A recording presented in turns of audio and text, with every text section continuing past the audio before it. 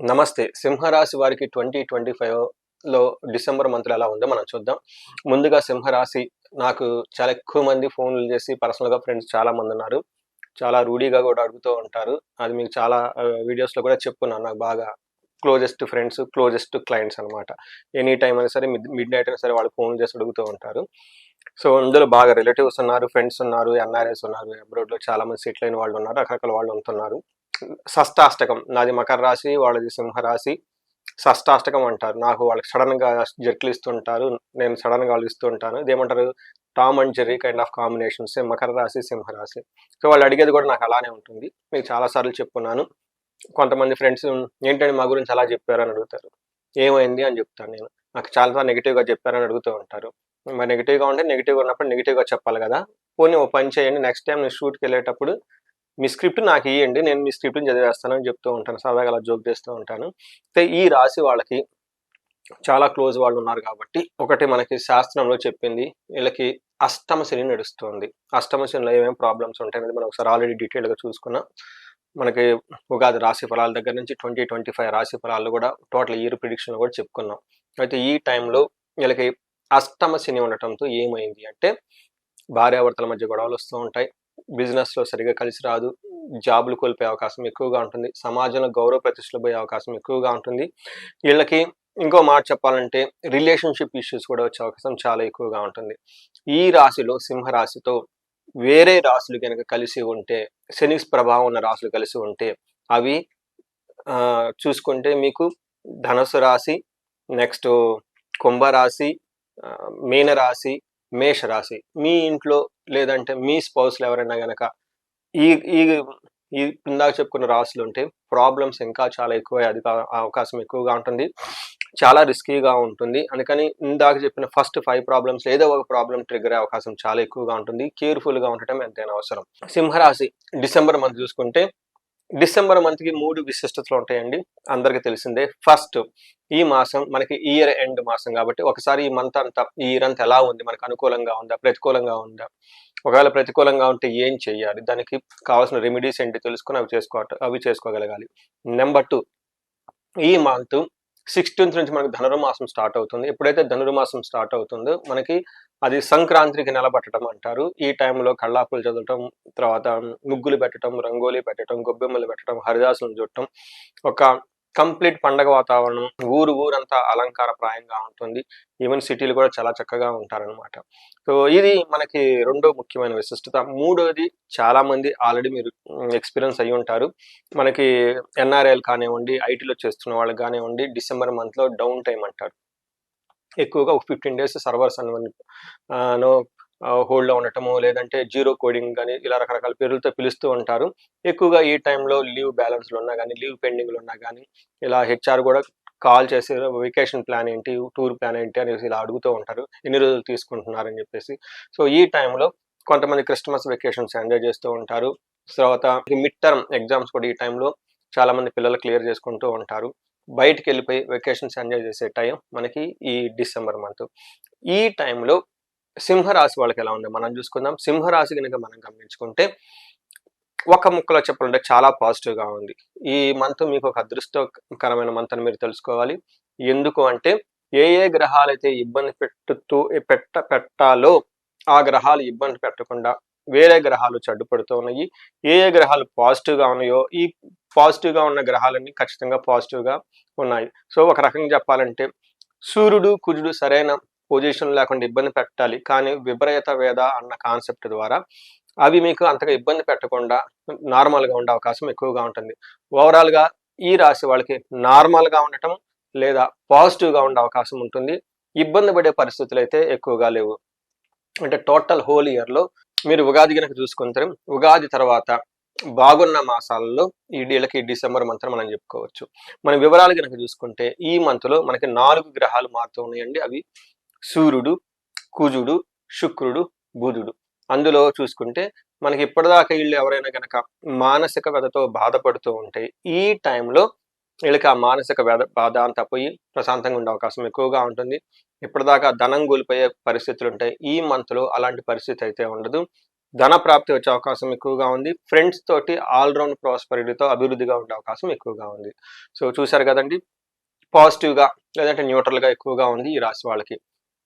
మనం డీటెయిల్స్ చూసుకుంటే 5th హౌస్‌లో సూర్యుడు ఉండటంతో మనకేం చెప్తారంటే దేహాలాస్యం, మనస్తాహం, బుద్ధి చాంచల్యం ఆప్నోతి అని చెప్తారు. అంటే టయానికి ప్రాపర్ డెసిషన్ తీసుకోలేక కన్‌ఫ్యూజన్‌లో ఉండే అవకాశం ఉంటుంది. మనస్తాపం ఏదో ఒక బాధపడే అవకాశం జనరల్‌గా ఎక్కువగా ఉంది. అంటే ఇంతకుముందు ఇవి ఇలా కన్‌ఫ్యూజన్‌లో ఉంటే ఈ టైంలో ఇప్పుడు దాకా చెప్పుకున్న విషయాలన్నిట్లో చాలా క్లారిటీగా ఉంటారు. ఓవరాల్‌గా మనీ ప్రకారం చూసుకుంటే చాలా బాగుంటుంది. సో సూర్యుడు తను ఉన్న పొజిషన్ బాగలేకపోయినా గానీ, మంచి చేసే అవకాశం చాలా ఎక్కువగా ఉంది. నెక్స్ట్ కుజుడు చూసేటప్పటికి 5th హౌస్‌లో ఉన్నారు. 5th హౌస్‌లో కుజుడు అగైన్ వీళ్ళకి కొంచెం ఇబ్బంది పెట్టే పరిస్థితి ఉంటుంది. ఈ టైంలో కొంచెం విపరీతమైన ఖర్చులయ్యే అవకాశం ఎక్కువగా ఉంటుంది. మనకి సంస్కృతంలో మహర్షులు ఏం చెప్తారంటే, దేహజాడ్యం సంతాపకాల అతిక్రమణ భోజనం దురితం కర్మలాభచ్చ అని చెప్తారు. అంటే మంచి ఉద్దేశంతో మీరు ఏదైనా గనక పని చేస్తుంటే, అందులో సరైన రిజల్ట్ రాదు అని చెప్తూ ఉంటారు. కానీ ఇది చాలా లో ఇంటెన్సిటీలో చాలా నెగ్లిజిబుల్‌గా ఉండే అవకాశం ఉంటుంది. నెక్స్ట్ శుక్రుడు చూసుకుంటే, శుక్రుడు మనకి 4th హౌస్‌లో ఉండి సుఖాన్ని ఇస్తూ ఉంటాడు. ఇంటికి సంబంధించిన వ్యవహారాల్లో, బంధువులకు సంబంధించిన వ్యవహారాల్లో చాలా చక్కటి యోగ్యతనిస్తూ ఉంటారని చెప్తారు. మనకి సంస్కృతంలో మహర్షులు ఏం చెప్తారంటే, స్వబుద్ధి బంధు సన్మానం, స్త్రీ సంభాషణ సంభ్రమః, పుత్రమిత్ర కళాత్రాది విద్యాగోష్ఠు సుఖే భృగో అని చెప్తూ ఉంటారు. అంటే శుక్రుడు 4వ ఇంట్లో ఉంటే వీళ్ళకి స్వబుద్ధి, ఓన్ ఇంటెన్షన్స్ తోటి బాగా వర్క్ చేస్తారు. బంధు సన్మానం, బంధువుల నుంచి మంచి అప్రిషియేషన్ వస్తుంది. స్త్రీ సంభాషణ సంభ్రమం, ఎవరైతే జెంట్స్ ఉంటారో లేడీస్‌తో చక్కగా మాట్లాడటానికి ఎక్కువగా ఉత్సాహం చూపిస్తుంటారు. ఫ్రెండ్లీనెస్‌గా ఎక్కువగా ఉంటుంది. తర్వాత ప్రేమికుల మధ్య అన్యోన్యత, తర్వాత రిలేషన్‌షిప్స్‌లో ఉన్న వాళ్ళ మధ్య మంచి ఏమంటారు ఒక హెల్తీ అట్మాస్ఫియర్ అయితే ఖచ్చితంగా ఉంటుంది. అంతేకాకుండా ఫ్రెండ్స్ తోటి తర్వాత ఆహ్, పుత్రమిత్ర కళాత్ర అంటారు. అంటే ఇక్కడ మీరు చూసుకుంటే ఫ్రెండ్స్ తోటి, తర్వాత పిల్లలతోటి, స్పౌస్‌తో చక్కగా ఒక హై లెవెల్ డిస్కషన్ చేస్తూ ఉన్నతంగా ముందుకెళ్ళిపోయే టైంలో వీళ్ళున్నారు.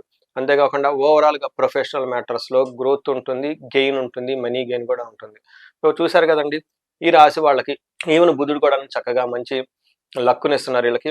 ఓవరాల్‌గా చూసుకుంటే సింహరాశి వాళ్ళకి ఈ మాసంలో డిసెంబర్ మంత్‌లో చాలా చక్కగా ఉంటదని మనం చెప్పుకోవచ్చు.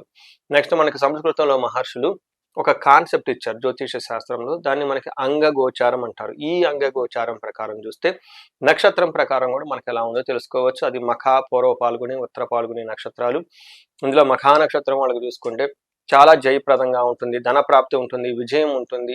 అయితే వీళ్ళకి బంధించబడినట్లుండే ఒక పరిస్థితి ఉంటుంది. భయం గొలిపే పరిస్థితులు కూడా వీళ్ళకొచ్చే అవకాశం ఎక్కువగా ఉంటుంది. ఇక్కడ బంధించబడటం అంటే సరైన క్లారిటీ లేకుండా, లేదంటే ఫ్యూచర్ ఎలా ఉంటుందో అన్న ఒక సందిగ్ధతను ఉండే అవకాశం ఎక్కువగా ఉంటుంది. నెక్స్ట్ పూర్వ పాల్గొనే వాళ్ళకి జయప్రదంగా ఉంటుంది. తర్వాత భయము, బంధనము, కలహము అంటే వీళ్ళకి కొంచెం ఇవి పరిస్థితులు ఎక్కువగా ప్రతికూలంగా ఉండే అవకాశం ఉంటుంది. నెక్స్ట్ ఉత్తర ఫాల్గుని నక్షత్రం వాళ్ళకి జయప్రదంగా ఉంటుంది. ధనలాభం ఉంటుంది. విశేష ధనలాభం కూడా ఉంటుంది. అది వీళ్ళకి బంధించబడినట్లుండే పరిస్థితి. తర్వాత గొడవలు ఎక్కువయ్యే అవకాశం ఎక్కువగా ఉంటుంది ఈ నక్షత్రం వాళ్ళకి. వీటితో పాటు మీరు మఖా నక్షత్రం వాళ్ళకి, పూర్వ పాల్గొనే నక్షత్రం వాళ్ళకి, అలానే ఉత్తర పాల్గొనే నక్షత్రం వాళ్ళకి బుద్ధి నాశనం. అంటే ఈ నక్షత్రం వాళ్ళు ఒక రాంగ్ డెసిషన్ తీసుకొని తద్వారా వీళ్ళు తర్వాత ఇబ్బంది పడే అవకాశం ఎక్కువగా ఉంటుంది. మిస్టేక్స్ ఎక్కువ చేసే అవకాశం ఎక్కువగా ఉంటుంది. ఇంటెలిజెన్స్ చాలా తక్కువగా ఉండేసి ప్రాపర్‌గా కాంప్రహెండ్ చేయలేక ట్రాన్సాక్షన్స్ అధికంగా చేసే అవకాశం ఎక్కువగా ఉంటుంది. ఇంతే కాకుండా వీళ్ళకి పశునాశనం ఉత్తర ఫాల్గుని నక్షత్రం వాళ్ళు ఎవరైనా గనక ఉంటే వీళ్ళకి సపోర్ట్ ఇచ్చే సిస్టమ్ కార్లు కానివ్వండి, సిటీలో ఉన్న బైకులు కానివ్వండి, ఇంకొక కొన్ని విషయాల్లో ఇబ్బంది పడే అవకాశం ఎక్కువగా ఉంటుంది. అదే మనకి విలేజెస్‌లో ఉన్న వాళ్ళకి అగ్రికల్చరల్ డామినేటెడ్‌లో ఎవరైనా ఉంటే వాళ్ళకి అగ్రికల్చరల్ రిలేటెడ్ వ్యవహారాల్లో ఏమంటారు చాలా ఆహ్, కొంచెం ఇబ్బంది పడే అవకాశం ఎక్కువగా ఉంటుంది. సో ఓవరాల్‌గా గనక చూసుకుంటే ఈ రాశి వాళ్ళకి రెగ్యులర్‌గా చదువుతూ ఉండాలి. ఇది అష్టమ శనికి సంబంధించిన పరిహారంగా మీరు భావించుకోవచ్చు.